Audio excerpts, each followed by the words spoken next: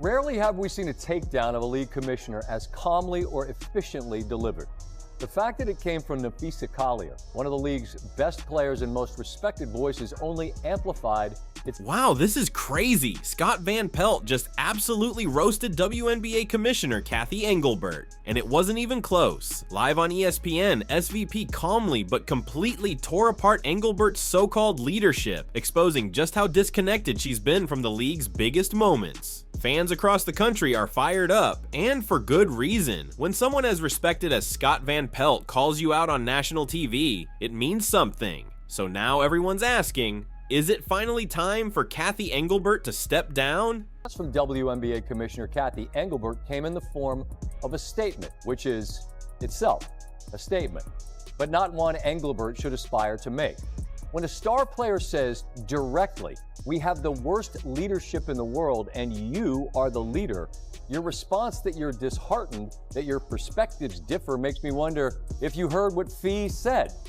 Because it's not differing perspectives. Let's put things in perspective, because this moment matters. The WNBA is hotter than it's ever been. Caitlin Clark, Angel Reese, Paige Beckers, the energy, the storylines, the rivalries, everything is pushing the league into a whole new spotlight. This should be the golden era, the time to capitalize. But instead of celebrating record-breaking viewership or a final showdown for the ages, what's everyone talking about? Scott Van Pelt calmly and brutally calling out Commissioner Cathy Engelbert on ESPN. In true SVP fashion, he didn't yell or rant. He simply dismantled her leadership piece by piece. Smooth on the surface, but absolutely devastating underneath.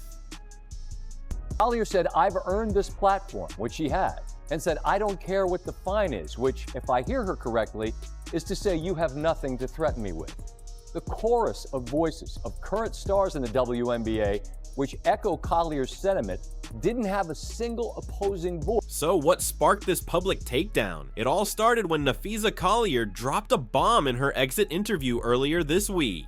She didn't just criticize when she exposed the league's leadership, calling it the worst across all of professional sports. And then came the real shocker. Collier revealed a supposed private comment from Cathy Engelbert herself, claiming Caitlin Clark should be thankful for the WNBA because without it, she wouldn't be earning any money. Wait, what? Did Engelbert forget about the Iowa era? The massive NIL deals? The endorsements that made Clark a millionaire before she even entered the league? It's beyond tone deaf. It's flat out unbelievable.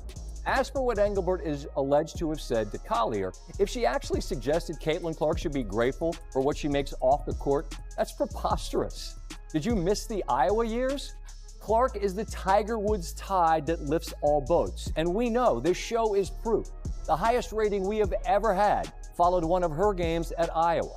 The WNBA has benefited from her presence more than the other way around, even though this year for Caitlin Clark was essentially— And that's exactly what Scott Van Pelt zeroed in on. He highlighted something so simple, yet somehow completely missed by the commissioner. Caitlin Clark isn't riding the WNBA's wave.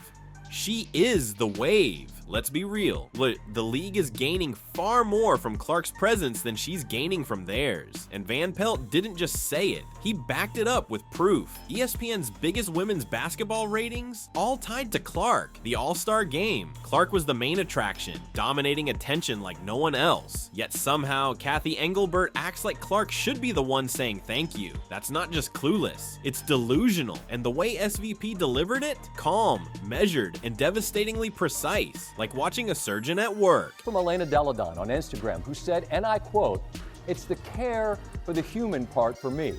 I'm not sure Cathy knows I've retired. Heard from everyone but her." And I don't like to pile on, that's not my thing. But when a player is beloved, respected, and decorated as Deladon retires as a multiple MVP, league champion, 7-time All-Star, and member of the W25, which celebrated the top 25 players in the league's first 25 years, you throw that woman a parade.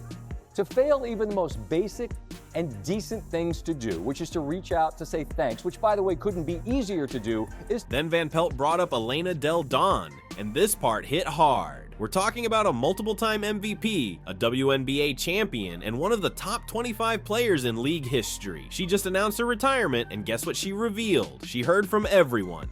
teammates, fans, even coaches, except from Kathy Engelbert. Let that sink in. One of the most accomplished players the league has ever seen hangs it up, and the commissioner can't even send a simple message. That's not leadership, that's neglect. Van Pelt called it exactly what it is, a total failure to handle the basics of the job. A quick thank you or congratulations costs nothing, yet it means everything. But Kathy didn't bother, and when the backlash came, her response: a lifeless PR statement about being disheartened and committed to collaboration. SVP nailed it. This isn't about differences in opinion. This is about the commissioner being the issue. Sportico franchise valuations have soared. Players want more money, and the CBA expires at the end of this month.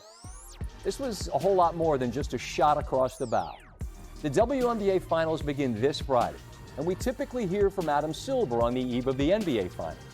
Kathy Engelbert has got to do more than... And here's where things go from bad to downright disastrous, because not a single person, not one, has stepped up to defend Kathy Engelbert. No players, no coaches, not even the league's social media team tried to spin it. Silence. Instead, we've seen wave after wave of players backing up Napheesa Collier's criticism. Lexi Hull echoed her words. Sophie Cunningham straight up called Engelbert the most delusional leader the WNBA's ever had. Even Gino Auriemma, who rarely sides with anyone, admitted the league's obsession with physical play is destroying the beauty of the game. When rookies and Hall of Fame coaches are all saying the same thing, you've got a full-blown crisis, not just some internet drama. And as Scott Van Pelt pointed out, this couldn't be happening at a worse time. The collective bargaining agreement is about to expire, and players are done staying quiet. They're tired of being underpaid, disrespected, and told to just be grateful. Think about it. And when one of your biggest stars calls your leadership the worst in professional sports, and veterans publicly applaud her for it, that's not routine criticism. That's a revolt. Van Pelt nailed it. This wasn't a warning shot. Collier basically told the league, fix it or we'll burn it down. And here's the scary part for Engelbert. The players actually have leverage now. Caitlin Clark isn't just a rookie, she's a one-woman economy. She's driving sponsorships, TV ratings, and ticket sales at levels the WNBA has never seen before. So when Engelbert acts like the league is somehow bigger than the stars fueling that success, she's not just mistaken, she's out of touch. Then there's the officiating, another massive problem Van Pelt didn't ignore. He called out the ridiculous idea that Caitlin Clark owes her success to the WNBA.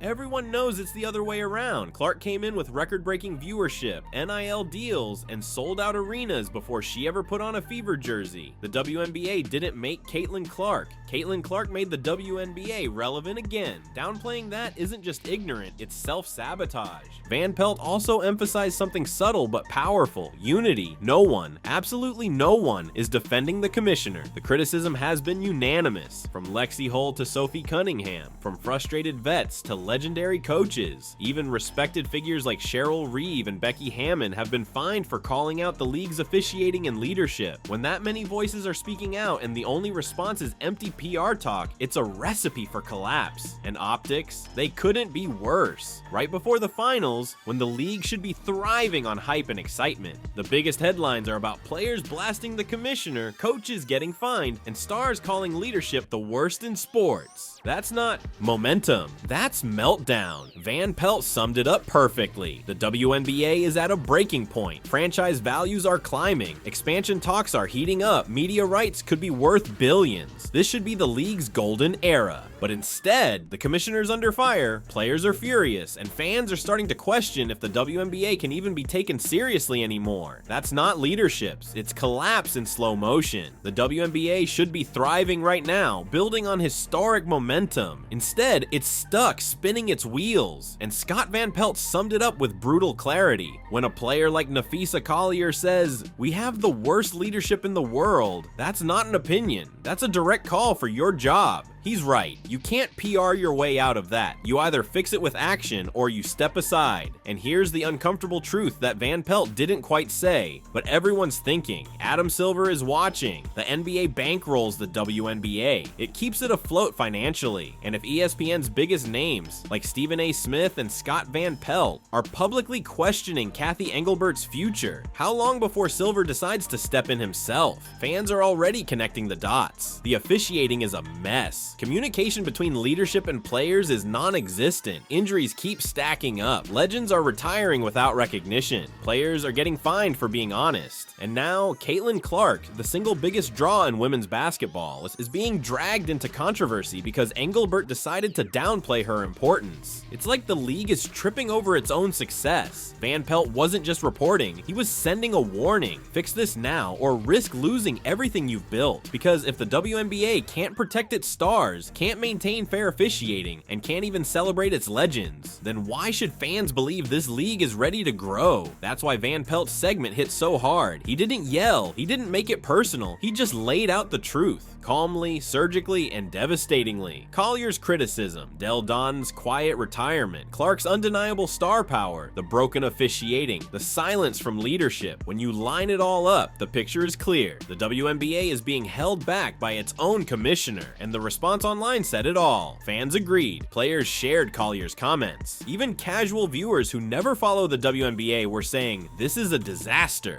When your credibility collapses that publicly, a half-hearted press release about being disheartened isn't going to fix it. Van Pelt didn't have to shout, the facts spoke louder than words. And now, with fans, players, and media all united in calling out a leadership crisis, the question becomes impossible to avoid. Does Cathy Engelbert step down voluntarily, or does Adam Silver have to make that decision for her?